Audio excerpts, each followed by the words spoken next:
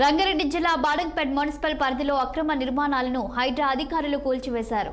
Almaz గూడాలో road ఆక్రమించి నిర్మించిన కట్టడాలను జేసీబీలతో నేలమట్టం చేశారు. ఈ క్రమంలో స్థానికులతో కలిసి బాధితులు కూల్చివేతలను అడ్డుకునేందుకు యత్నించారు.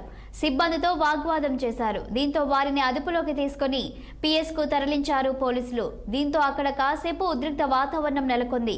కాలనీ వాసుల ఫిర్యాదు మేరకు రంగంలోకి దిగిన హైడ్రా అధికారులు indoor stadium, cricket court, fencing ను కూల్చివేశారు. బీఆర్ఎస్ నాయకుడు మాజీ కార్పొరేటర్ భర్త బోయపల్లి శేఖర్ రెడ్డి కూల్చివేతలు అడ్డుకున్నారు. ఈ క్రమంలో హైడ్రా అధికారులపై దాడికి యత్నించారు.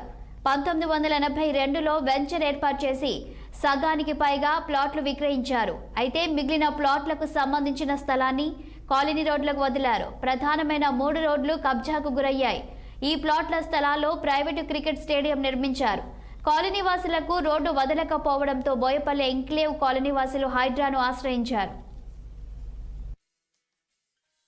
సంవత్సరాలు ఆ రోడ్లు ఇవ్వకుండా మమ్మల్ని 10 సంవత్సరాలు వెయిట్ చేయించారు. అయినప్పటికీ స్పందించకపోవడంతో హైడ్రా దాకా సమస్యను తీసుకెళ్లడం జరిగింది. హైడ్రా వాళ్ళు వచ్చి మా సమస్యకి పరిష్కారం చూపించారు. మా రోడ్లు మాకు ఇచ్చే విధంగా సహాయం చేశారు. హైడ్రా రంగనాథ్ గారికి చాలా కృతజ్ఞతలండి. హైడ్రా గురించి విన్నాము, ఇప్పుడు కల్లారా చూస్తున్నాం. మాకు చాలా న్యాయం చేసిరు. చాలా సంతోషం అండి.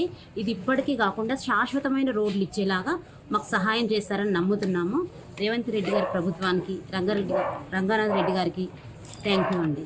ఆ రోడ్లు ఇవ్వకుండా మమ్మల్ని 10 సంవత్సరాలు వెయిట్ చేయించారు. అయినప్పటికీ స్పందించకపోవడంతో హైడ్రా దాకా సమస్యను తీసుకెళ్లడం జరిగింది. కోర్టు కేసులు త్వరితగతిన పరిష్కరించి కానిస్టేబుల్ పోస్ట్